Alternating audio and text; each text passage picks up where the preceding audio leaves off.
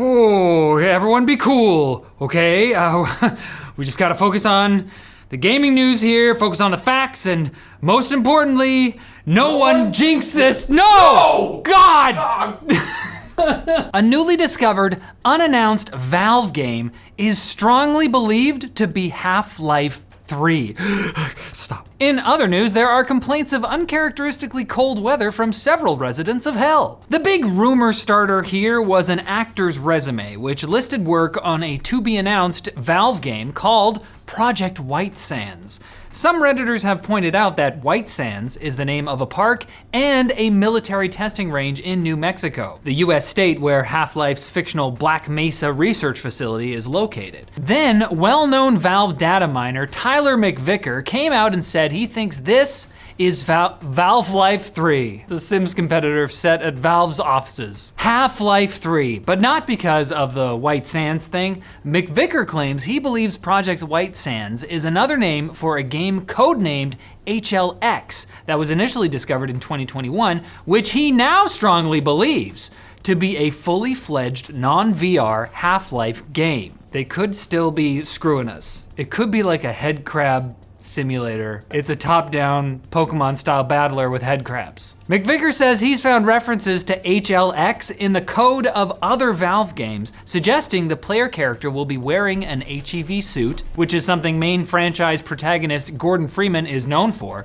References were also found for off-world travel and drivable vehicles, but that could mean anything. The game could heavily involve interdimensional forklift operation. We just stay calm. Freeman, your break ended 5 minutes ago. No overtime. The Stop Killing Games initiative, led by YouTuber Ross Scott, has received strong criticism from Jason Thor Hall, better known online as Pirate Software. In a live stream and a follow-up video, Hall, who is a professional game developer, claimed the European Citizens Initiative, promoted by the Stop Killing Games movement, could harm developers of all sizes and kill live service games entirely. Hall seems to suggest that requiring any game to be playable indefinitely does not make sense and is sometimes not possible. As an example, Hall points out that the Ubisoft game The Crew, which sort of kicked off the whole Stop Killing Games movement, licensed the use of real cars, and that license only lasts a limited time. Louis Rossmann contested this in a response video, claiming that older games like Gran Turismo 2 used the likeness of real-world cars, and that still works. Rossmann also argues that if licensors are handcuffing developers in this way, legal action could be the push to change that. While Hall is skeptical of efforts to preserve live service multiplayer games, there have been successful examples, such as Knockout City. But Hall obviously has more knowledge in this space as a legitimate game developer. We're just a bunch of little guys that want to play video games.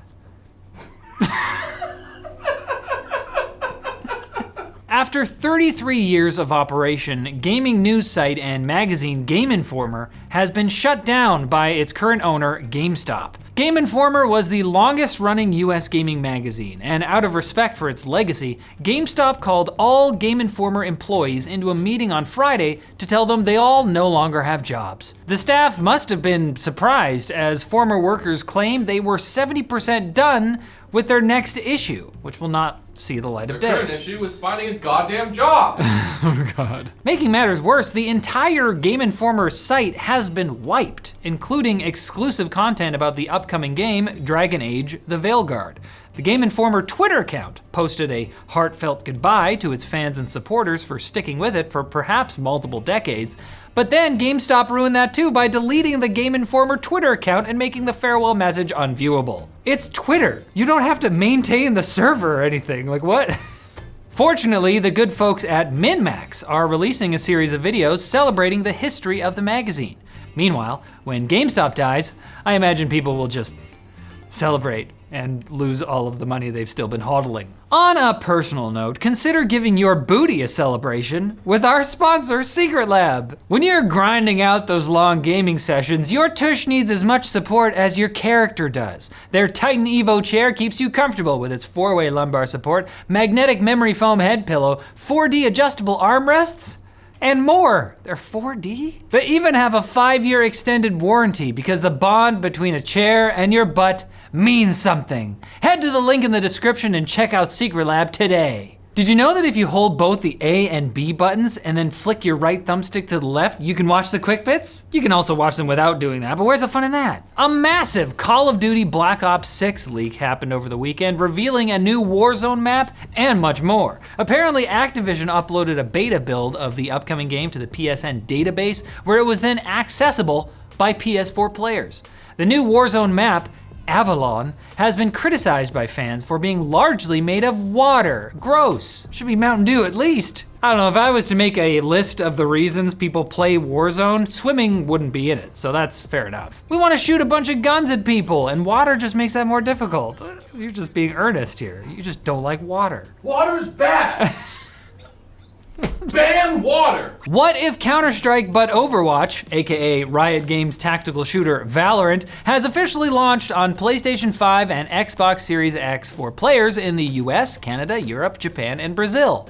Going forward, the console versions will have the same features and receive simultaneous updates with the PC version that launched 4 years ago, although crossplay between PC and console won't be happening to maintain Valorant's renowned standard for competitive integrity, and to save your neighbors from hearing any more outraged screams than necessary. After Helldivers 2 players failed to successfully unlock anti-tank mines on 3 separate occasions, developer Arrowhead Game Studios is now trying a different tactic. The deal was the anti-tank mines would be unlocked if players did not collectively kill more than 1.5 billion terminids, the giant insect-like enemies, in a given amount of time. Fortunately, or unfortunately, because they want the mines, I'm assuming. They actually don't want the mine.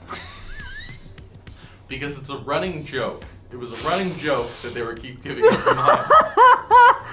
Fortunately, players failed to do that, and now they have cool new mines. But players didn't have time to celebrate before the game's flamethrower was nerfed. Coincidentally, right before the game launched a flamethrower-themed battle pass. It's almost like Arrowhead really doesn't want us killing bugs.